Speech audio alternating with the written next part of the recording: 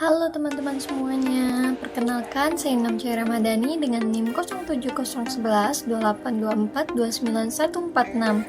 Saya dari kelas L5 Indralaya. Nah, di sini saya akan menjelaskan materi terkait hukum dagang. Selamat menyaksikan. Nah, materi yang pertama itu adalah pengertian dari hukum dagang. Hukum dagang adalah serangkaian norma yang mengatur tingkah laku manusia yang turut melakukan perdagangan yang bertujuan untuk mendapatkan keuntungan. Baik, jadi selanjutnya ada sejarah hukum dagang. Nah, sejarah hukum dagang ini dapat ditelusuri sejak abad pertengahan di mana hukum ini berkembang seiring dengan munculnya serikat dan perusahaan pedagang di kota-kota. Para pedagang itu membentuk peraturan sendiri untuk menyelesaikan sengketa perdagangan termasuk pengadilan konsular yang menangani masalah hukum di antara mereka. Nah, pada masa itu, hukum dagang bersifat adat dan profesional yang dibuat oleh pedagang untuk kepentingan mereka sendiri. Pada awal abad ke-19, hukum dagang itu mengalami kodifikasi yang dipengaruhi oleh rasionalisme dan cita-cita revolusi Prancis.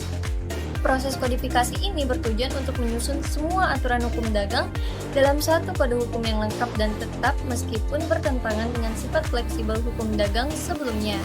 Konsep kebebasan, kesetaraan, dan persaudaraan dalam revolusi Prancis itu mengakhiri monopoli serikat dagang dan juga memperluas akses terhadap perdagangan. Dan pada abad ke-20, hukum dagang itu kembali ke definisi tradisionalnya sebagai hukum yang mengatur kegiatan perdagangan oleh individu maupun perusahaan. Konsep pedagang individu yang dominan di abad pertengahan itu perlahan tergantikan oleh sistem perusahaan dan pengusaha atau impresario yang semakin memperluas cakupan hukum dagang dalam dunia bisnis modern. Selanjutnya ada sumber-sumber hukum dagang. Sumber-sumber hukum dagang itu terdiri dari beberapa aspek yang menjadi dasar dalam pengaturan aktivitas perdagangan. Yang pertama ada sodek dan hukum komersial utama yang mencerminkan perkembangan ekonomi sejak tahun 1885. Peraturan ini awalnya hanya mengatur kontrak dan institusi dasar, namun seiring waktu hukum dagang itu semakin luas, mencakup konsep perdagangan, kewajiban, dan tanggung jawab pelaku usaha. Yang kedua ada aturan hukum lain yang berpengaruh seperti konstitusi Spanyol yang menetapkan prinsip kebijakan ekonomi dan sosial serta mendukung modal ekonomi pasar sosial. Selain itu juga terdapat pembagian kompetensi legislatif antara negara dan daerah otonom yang memberikan wewenang bagi pemerintah daerah untuk mengatur aspek tertentu dalam hukum dagang. Meskipun regulasi utamanya itu tetap diatur oleh negara. Juga terdapat undang-undang Eropa yang terdiri dari peraturan, direktif, dan keputusan yang berlaku bagi negara anggota Uni Eropa. Yang ketiga ada bea cukai yang berakar dari kebiasaan pedagang dalam menjalankan usahanya. Meskipun memiliki nilai praktik yang kuat, hukum berbasis kebiasaan itu sering menghadapi tantangan dalam pembuktiannya karena sifatnya yang tidak tertulis. Keempat ada hukum umum yang berfungsi sebagai aturan pelengkap jika regulasi khusus tidak tersedia. Dalam beberapa kasus, hukum dagang ini dapat diutamakan dibandingkan kebiasaan atau praktik komersial yang berlaku.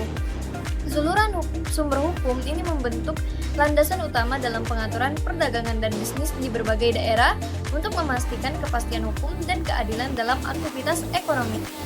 Yang terakhir ada tujuan hukum dagang. Nah, tujuan hukum dagang secara umum adalah untuk mengatur kegiatan perdagangan agar berjalan dengan adil, tertib, dan sesuai dengan kepentingan para pihak yang terlibat. Adapun beberapa tujuan utama hukum dagang, yang pertama menjamin kepastian hukum. Hukum dagang memberikan aturan yang jelas mengenai hak dan kewajiban para pelaku usaha sehingga dapat mencegah sengketa dan memberikan perlindungan hukum bagi semua pihak. Yang kedua, mendukung kelancaran kegiatan perdagangan.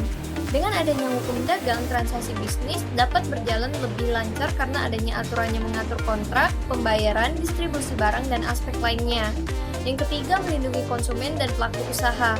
Hukum dagang mengatur perlindungan terhadap konsumen dari praktik curang serta melindungi pelaku usaha dari persaingan tidak sehat atau tindakan merugikan lainnya. Yang keempat, mencegah dan menyelesaikan sengketa dagang. Aturan dalam hukum dagang itu memberikan mekanisme penyelesaian sengketa melalui jalur hukum, baik melalui pengadilan maupun arbitrase. Yang kelima, mendukung pertumbuhan ekonomi. Dengan adanya regulasi yang jelas, para pelaku usaha dapat beroperasi dengan lebih percaya diri sehingga mendorong investasi dan pertumbuhan ekonomi. Yang keenam, menyesuaikan dengan perkembangan perdagangan global.